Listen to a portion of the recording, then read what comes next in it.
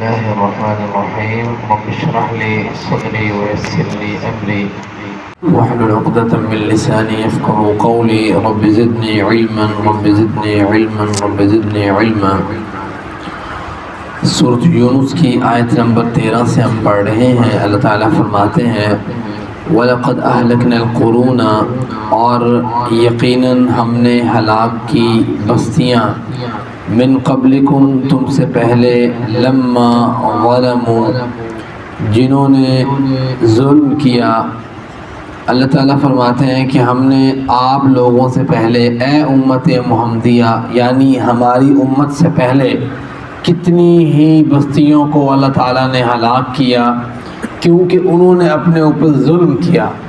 اور سب سے عظیم ظلم اللہ تعالیٰ نے قرآن کریم میں سورۃ لقمان میں جناب لقمان کے ان الفاظ کا ذکر کیا ہے کہ ان الشرک لظلم عظیم، سب سے بڑا ظلم جو کیا جاتا ہے وہ شرک ہے۔ اب بات یہ ہے کہ اس کے علاوہ بھی قومیں ایسی ہیں جنہوں نے شرک کے ساتھ ساتھ اور بھی بہت سے ظلم کیے ہیں۔ ناپ تول میں کمی کا ظلم قوم شعیب ہے، اسی طریقے سے اگر قوم عاد اور قوم ثمود ہے، کبر کا اور تکبر کا ظلم، ٹھیک ہے، اس کے ساتھ ساتھ جو ظلم کیا ہے انہوں نے۔ اسی طریقے سے اور بہت سی قومیں، قوم لوطی فعل کا ظلم، پھر ایک پوری لسٹ ہے ایسی قوموں کی جو اللہ تعالیٰ نے قرآن کریم میں ذکر کی ہے۔ قوم نوح ہے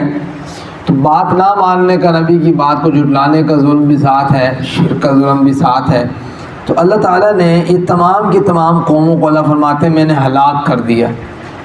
اگر امت محمدیہ صلی اللہ علیہ وسلم کو اللہ تعالیٰ نے کچھ بینیفٹ دیا ہے نا، کچھ کلو دیا ہے، تو اللہ کے رسول صلی اللہ علیہ وسلم کی دعاؤں کا بھی نتیجہ ہے۔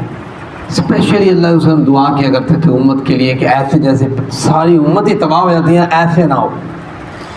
وَجَاءَتْهُمْ رُسُلُهُمْ بِالْبَيِّنَاتِ، آئے ان کے پاس ہمارے رسول بالبینات، واضح دلائل لے کے۔ وَمَا كَانُوا لِيُؤْمِنُوا، واضح دلائل سے مراد یہ ہے کہ اللہ نے جتنے پیغمبر بھیجے ان کے ساتھ ان کے معجزات بھی بھیجے۔ اللہ نے جناب موسیٰ علیہ السلام کو بھیجا فرعون کے سامنے، 3 معجزے دے کے بھیجا، لیکن فرعون نے بات کو نہیں مانا۔ وما كانوا ليؤمنوا، ایمان لے کے آیا نہیں لے کے آیا۔ اس نے کہا بھئی یہ جادو ہے، اس نے کہا اگر جادو نہیں ہے، نبی نے تو یہ کہا جادو نہیں ہے یہ معجزہ ہے، اور انہوں نے کہا جادو ہے، جادوگروں کو بلایا گیا، ساری مجلس بنائی گئی، لیکن پھر بھی آخر میں نتیجہ یہی نکلا کہ جادوگر فیل ہو گئے، نبی کا معجزہ جو ہے وہ سامنے آ گیا، پھر وہ ایمان لے کے آیا۔ وما كانوا ليؤمنوا، وہ ایمان نہیں لے کے آیا۔ صالح کی قوم نے کہا سامنے سے اونٹنی نکل آئی، معجزہ مل گیا نبی کو، لیکن جب معجزہ آ گیا ایمان لے کے آئے، وما كانوا ليؤمنوا، ایمان نہیں لے کے آئے۔ تو یہ چیز اللہ تعالیٰ فرما رہے ہیں کہ اسی طریقے سے اگر آپ بھی لوگ جو ہیں ایمان نہیں لے کے آئیں گے دنیا میں، نہیں تو آخرت میں اللہ کی پکڑ تو بڑی سخت ہے۔ وما كانوا ليؤمنوا كذلك نجزي القوم المجرمين، ہم مجرم قوم کو عذاب اسی طریقے سے دیا کرتے ہیں، جزا ہم اسی طریقے سے دیتے ہیں۔ ثم جعلناکم، دیکھیں جب ہم ایک قوم کو لے کے جاتے ہیں نا اس پہ عذاب آتا ہے، جیسے قوم نوح پوری کی پوری برباد کر دی گئی۔ اللہ فرماتے ہیں ثم جعلناکم، پھر ہم نے بنایا تمہیں خلائف الارض، اس کے بعد خلیفہ بنایا، جانشین بنایا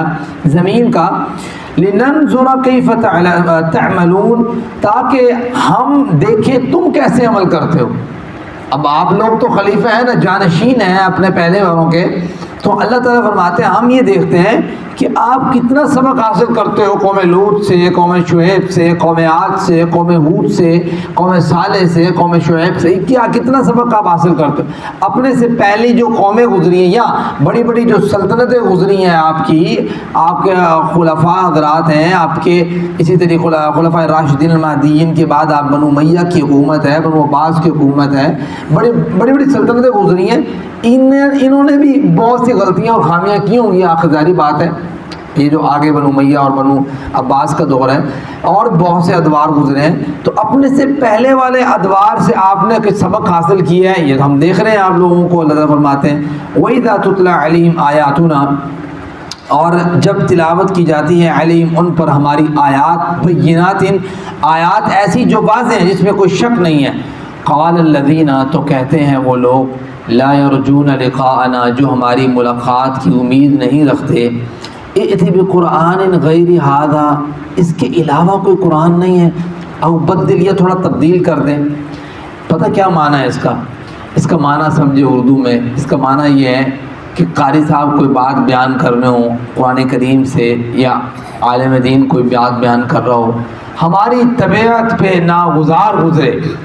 اور ہم کہ اس کے علاوہ کچھ نہیں ہے، جس میں تھوڑا بہت کوئی شراب مستی وغیرہ بھی ہو، کوئی آسان ہو، کوئی جو ہمارا من کرتا ہو جس طرح اس طرح کا ہو کوئی، تو اللہ تعالیٰ فرماتے ہیں دیکھیں ان کے کام کہتے ہیں، یا اس کے ساتھ آپ یہ بھی دیکھ لیں، مشرک تھے نا تو کہتے تھے یار ایسا کوئی نہیں ہے دین، یا ایسا کوئی قرآن نہیں نازل ہو سکتا، یہ اس کے علاوہ یا اسی کو تھوڑا تبدیل کر کے جو یہ بات کی دعوت دے کہ چلو لات کو بھی مان لیں، منات کو بھی مان لیں، عزا کو بھی مان لیں، فلاں کو دستگیر بھی مان لیں، فلاں کو کہیں یہ رزق دیتا ہے، فلاں بزرگ جو قبر میں ہے اس کو کہیں یار یہ بھی روئی جو ہے نا وہ ہماری حاجت پوری کرتا ہے۔ اللہ تعالیٰ نے قرآن کریم میں بھائی کہا ہے، قرآن کریم اس بات کا نام ہے کہ صرف توحید ہے تو آپ باقی چیزیں ہیں، نہیں ہے تو گئے بس۔ تو توحید اتنی پختہ تھی کہ یہ مشرکین جو ہے بار بار یہ بات کا مطالبہ کرتے تھے کہ بھائی اس کے علاوہ کوئی چیز نہیں ہے، تھوڑا سا جیسے قل یا ایھا الکافرون، کافروں نے کہا نا کہ بھائی اللہ کے رسول اگر ٹھیک ہے اب مانا اللہ تعالیٰ سب کچھ کرتا ہے، لیکن ایسے کرتے ہیں کہ کچھ دن آپ ہمارے معبودوں کی عبادت کریں، کچھ دن ہم آپ کے معبودوں کی عبادت کریں گے، آپ کے رب کی عبادت کریں گے۔ اللہ تعالیٰ نے دو ٹوک الفاظ میں کہہ دیا، یا ایھا الکافرون، اے کافروں کی جماعت، لا اعبد ما تعبدون ولا انتم عابدون ما اعبد ولا انا عابد ما عبدتم ولا انتم عابدون ما اعبد لکم دینکم ولی دین، توڑا دین توڑے نال، بھائی ہمارا دین ہمارے ساتھ، ہم تمہارے معبودوں کی عبادت نہیں کر سکتے، سیدھی جو بات ہے، ٹھیک ہے۔ ہم کسی کو حاجت روا سمجھ سکتے اللہ کے علاوہ، ہم کسی کو مشکل کشا اللہ کے علاوہ سمجھ سکتے، ہم کہتے ہیں کہ جو شخص دنیا سے رخصت ہو گئے وہ آپ کو کچھ دے نہیں سکتا، ہاں آپ زندہ ہیں اس وسیلے سے آپ یہ دے سکتے ہیں کہ آپ کے یہاں 10 روپے ساتھ بھائی کو چاہیے یہ لیں، اس طرح دے سکتے ہیں، لیکن ایک شخص دنیا سے چلے گیا، آپ بعد میں بیٹھے کہتے ہیں فلاں بندہ بھیج یار کچھ ہے مینوں، تو بھیجنے کسی نے نہیں ہے۔ یہ سمجھ آ رہی ہے کہ یہ مشرکین کہتے تھے کہ اس کے علاوہ کوئی قرآن لے کے آئیں جو ہماری سمجھ میں آتا ہو، ہمارے کو بتوں کے مطابق ہو۔ قل، ان سے کہہ دیجئے، ما یکون لی، اللہ کے رسول آپ ان سے کہیے کہ بھائی ان ابدلہ، میں بدل دوں، میں کیسے بدل سکتا ہوں، من تلقائی نفسی، میں قرآن کریم کیسے بدل سکتا ہوں، میں تو بھائی اپنے نفس کی بات تھوڑا مانتا ہوں کہ میرا نفس یہ کہتا ہے، اللہ کے رسول صلی اللہ علیہ وسلم بھی یہ بات کہہ رہے ہیں کہ میرے لیے یہ ممکن نہیں ہے کہ میں بدل دوں قرآن کریم کو۔ ان اتبع الا ما یوحی الی، میں تو پیروی کرتا ہوں اس چیز کی جو رب مجھ پر وہی نازل کرتا ہے۔ انی اخاف ان عصیت ربی عذاب یوم عظیم، بے شک میں اپنے رب کی نافرمانی کروں میں اس چیز سے بڑا ڈرتا ہوں کہ قیامت کے دن کا عذاب بہت بڑا عذاب ہے۔ قل، اے اللہ کے پیغمبر ان سے کہہ دیجئے، لو شاء اللہ، اگر اللہ چاہتا، ما تلوتہ علیکم، تو اسے میں تم پر پڑھتا بھی نہ۔ قرآن کریم میں اپنی طرف سے تھوڑا لے کے آیا ہوں، اگر اللہ چاہتا تو یہ قرآن میں تمہارے سامنے پڑھتا بھی نہ،